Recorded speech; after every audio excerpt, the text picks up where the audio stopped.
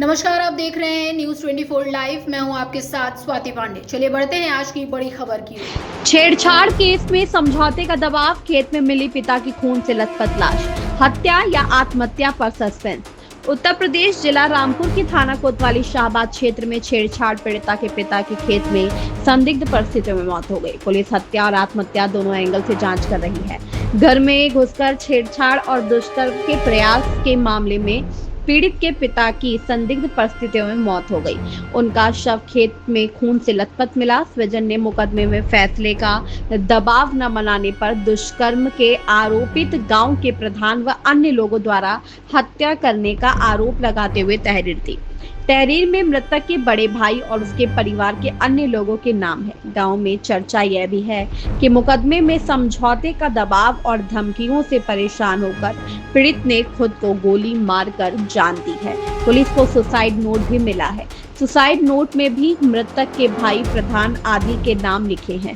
साथ ही सभी पर हत्या का मुकदमा चलाने और जांच क्राइम ब्रांच से कराने की मांग की है। पुलिस हत्या और आत्महत्या दोनों एंगल पर जांच कर रही है। घटना शाहबाद कोतवाली क्षेत्र के एक गांव की है। यहां रहने वाले एक ग्रामीण ने 23 मई को गांव के युवक के खिलाफ प्राथमिकी दर्ज कराई थी। युवक पर आरोप था कि 22 मई को वह उनके घर में घुस गया था। घर पर उनकी नाबालिग बेटी अकेली थी और वह आंगन में भैंस बांध रही थी। इस दौरान युवक ने उसे बुरी नीयत से दबोच लिया, उसके साथ दुष्कर्म का प्रयास किया। सुसाइड नोट में भी मृतक के भाई, प्रधान आदि के नाम लिखे हैं।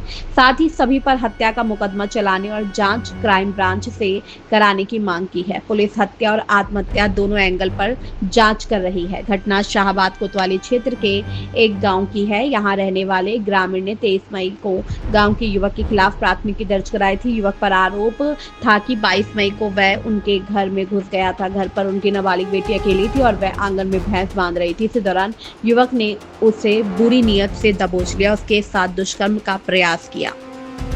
Bureau report, Rampur. मैं गया था, 35-36 साल बताई जा रही है। लोधीपुर गांव के हैं।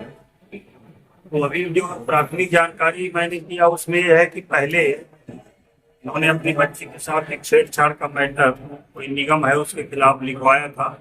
उसमें और भी कुछ धाराओं की बात की तो संतुष्ट नहीं थे थाने से, तो पूर्व के हमारे अधिकारी जो भी थे उन्होंने उसकी सूचना क्राइम ब्रांच को ट्रांसफर कर दी थी। दूसरा पक्ष उन्होंने परसों इनके विरुद्ध एक तहरीर दी थी छेड़छाड़ की, जैसे गाँव में होता है। तो अब इसकी और हम गहन अभी जांच विवेचना करेंगे। तहरीरें दे रहे हैं, सुसाइड नोट भी मिला है। तो सर वो जो तहरीर दी थी वो किसकी तरफ से दी गई थी? वो जो इनके भाई हैं, भाई ही हैं ये लोग, 3 भाई हैं। वो जो उसमें मुलजिम है, राजेंद्र नाम है शायद, उनकी तरफ से दी गई थी। आरोपी किसे बनाया था? इन्हीं को, राजेश। अच्छा, सुसाइड चौकी इंचार्ज कर रहे थे। हत्या के आरोप लगाए जा रहे थे, बता रहे हैं जो भी और उसके बीच सुसाइड नोट निकला। पहले विवेचना करें। क्या सर सुसाइड नोट में मिला?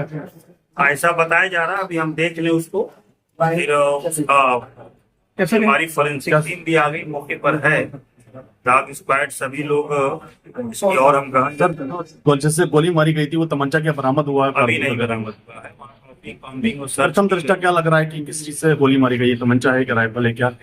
ये तो हम पोस्टमार्टम कराने के बाद ही बता पाएंगे। क्या बोर है, कैसा सलाह है, चीनी पर ही गोली लगी। प्रार्थना पत्र दिया गया है सब? प्रार्थना पर लिख रहे हैं। ठीक है, थैंक यू। इस खबर में फिलहाल इतना ही। ऐसी ही बड़ी खबरों से जुड़े रहने के लिए अभी सब्सक्राइब करें न्यूज़ 24 लाइव। धन्यवाद।